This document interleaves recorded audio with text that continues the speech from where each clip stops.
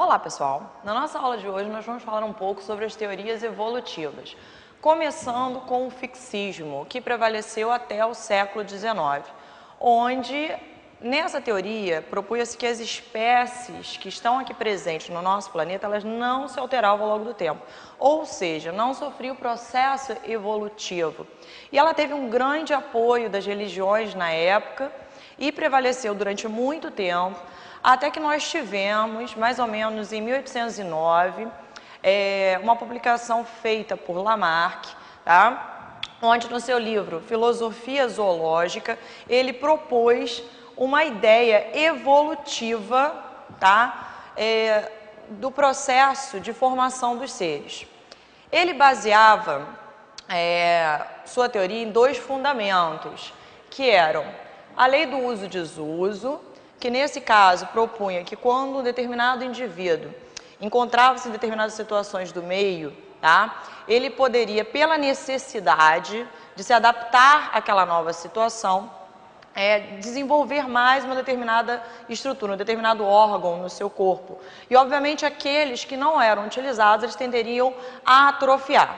E o segundo princípio seria a lei da herança dos caracteres adquiridos, ou seja, quando esse órgão foi, digamos, sujeito a essa pressão e, obviamente, se desenvolveu, de geração em geração isso teria sido passado até que, na geração atual, você teria o desenvolvimento de tal estrutura. Dessa maneira, ele conseguia explicar a diversidade das características presentes nos seres vivos, tá?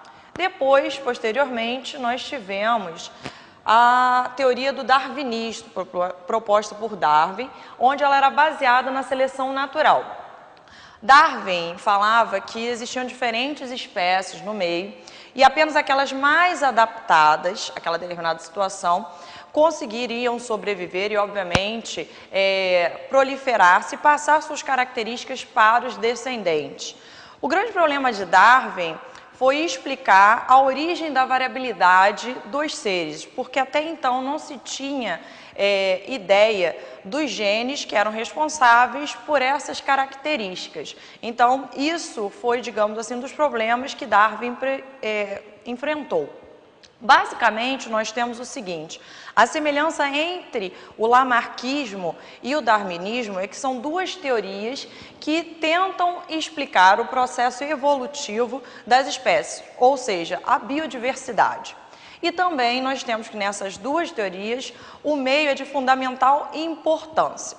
Mas a diferença básica entre essas duas teorias seria o seguinte: quando nós pegamos o meio para o lamarquismo, nesse caso aqui, o seu papel, tá, seria de ser o indivíduo que vai causar a variação, tá? Então, ele causa a variação. Enquanto para o darwinismo, o meio é o agente que vai selecionar. Já o neodarwinismo, ou teoria sintética da evolução, ele aproveita as ideias de Darwin, mas consegue explicar a causa da variabilidade genética. E para isso, ele foi fundamentado, tá, em diferentes proposições científicas. Por exemplo, a ideia de Darwin, o Wallace, na importância do meio e a seleção natural, como já foi explicada por Darwin. Depois nós tivemos a ideia de Mendel, porque você tem uma lacuna temporal entre a descoberta dos genes e finalmente, a sua finalização, tá? Porque você ainda não tinha os recursos científicos na época. Então, o que aconteceu? Digamos assim, mais ou menos por volta de 1950, nós tivemos a comprovação da presença dos genes, então isso evidenciou a explicação para a variabilidade. Depois, outros pesquisadores contribuíram. Por exemplo, Walter e Sutton, com a teoria cromossômica da hereditariedade, demonstrando que os genes eram transmitidos, né, de pais para filhos, e finalizando com Morgan, onde ele explicava a parte genética das mutações e, consequentemente, a introdução de novos genes nas espécies. Não necessariamente genes que, digamos assim, causariam uma ação benéfica, mas pelo menos a introdução. E é claro que finalizando com a anatomia comparada e a paleontologia.